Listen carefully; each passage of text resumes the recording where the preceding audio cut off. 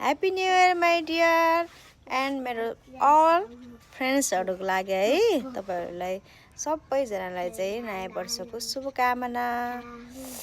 अनि साँच्चै है नयाँ वर्ष चाहिँ हामीले भव्यको साथ स्वागत गरेका छौँ।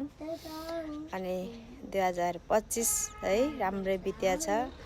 मलाई विश्वास छ 2026 चाहिँ अझ राम्रोसँग बित्नेछ।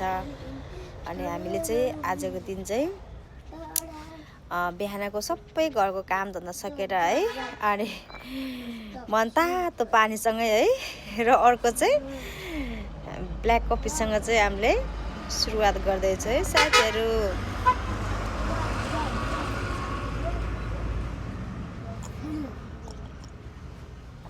अनि तपाईँहरूको चाहिँ 2025 कस्तो भयो होला है? मेरो चाहिँ एकदम राम्रो साथ बितेको छ।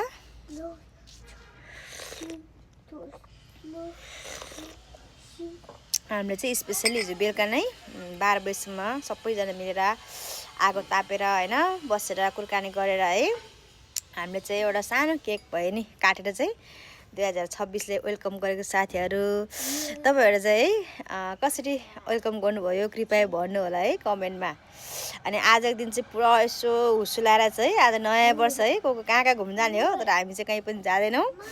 हामी चाहिँ आफ्नै कामले गर्दा घरतिरै व्यस्त हुन्छौँ। अब त्यही हो।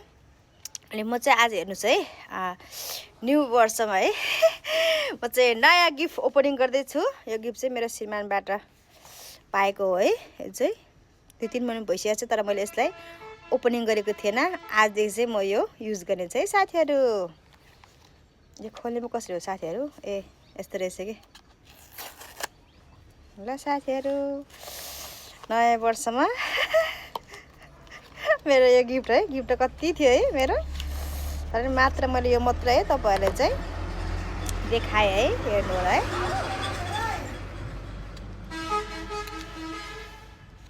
मेरो निम्ति चाहिँ मेरो श्रीमानले ल्याइदिनु भएको गिफ्ट है साथीहरू। चाहिँ म त्यति युज गर्दिनँ, अब युज गर्छु। Thank you my dear. ल साथीहरू तपाईँहरू कसले नयाँ वर्षमा न्यू गिफ्ट पाउनु भएको छ है कृपया कमेन्ट गर्नु होला है। ल्या मलाई यहाँ खोल्नै आएन साथीहरू।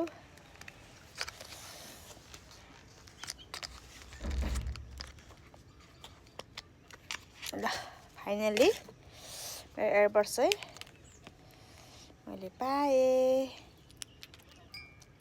ल साथीहरू म तपाईँहरू लगाएर